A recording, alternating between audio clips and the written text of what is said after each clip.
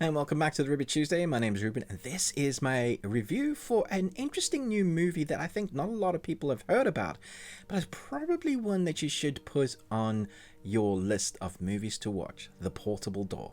Let's jump in. Paul Carpenter is an intern at a mysterious London firm with unconventional employers, including a CEO who wants to disrupt the ancient magical world with modern corporate practices. Based on a very popular book, stars Patrick Gibson as Paul Carpenter, Christoph Waltz, Sam Neill, Miranda Otto. So many of these cast members are people you'll be like, damn, they're in this. This is going to be really fun.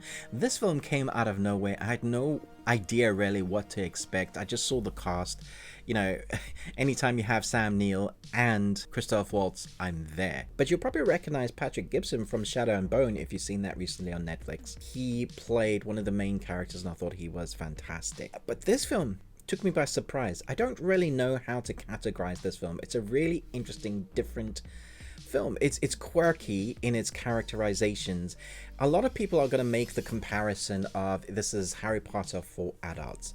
I would say, yeah, it definitely has bits of that, but it's also Terry Pratchett, very Terry Pratchett. So you take little bits of those two, you mix them in together, you even have a little bit of Hitchhiker's Guide to the Galaxy, that sort of quirkiness, and that's what you get in this. Now, I would say for the most part, the whole kind of tempo, the tone, the pacing of the film works well. For the most part, I'm there with the characters. I want to know what's happening. There is a lull in the middle.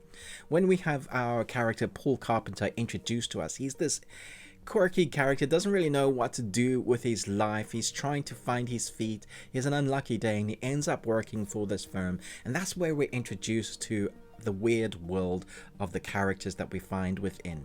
For me, first and foremost, I really want this story to carry on. It's rife with kind of being a TV series. I think if it's written and taken those characters, we could easily have a TV series. And the reason why I say that is because this film does a really good job at showcasing a world that we want to know about.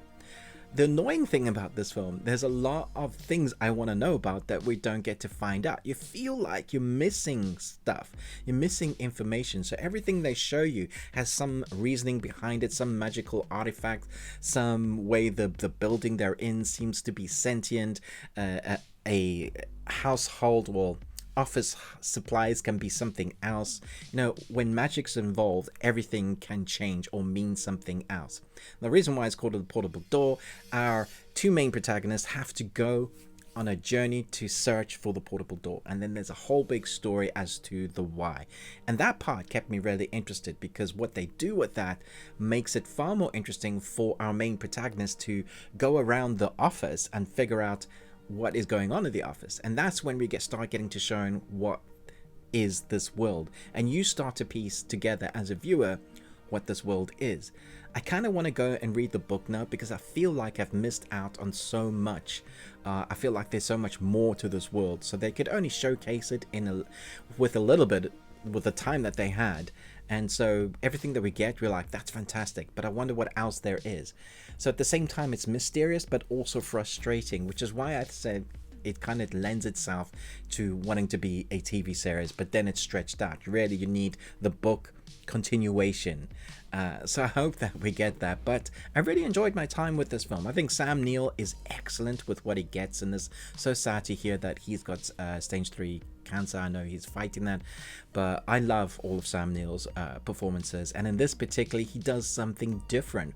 We don't often get to see Sam Neill play a role like this, and you'll know it when you see it, and you'll understand it, and you'll love it. Christoph Waltz has a presence pretty much in every film. This time round, I think again, you just kind of know there's stuff happening underneath the surface. He can be reserved, but at the same time, you can be terrified of him.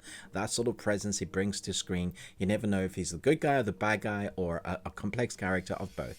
And I feel like that is similar to what we have in here. Where the puzzle piecing and the reveal of the story comes towards the end, I think you probably would have guessed it. But that's not to say that you're not looking forward to that happening.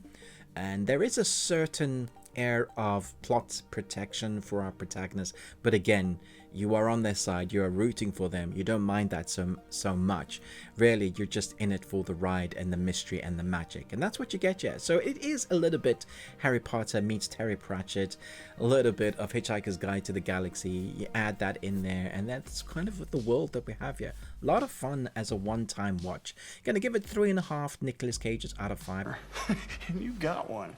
Congratulations. I don't know how often I would go back to this, but still, it was really enjoyable. Let me know what you thought of this in the comments down below. Thanks so much for watching, but most of all, until next time, remember, live long and Tuesday.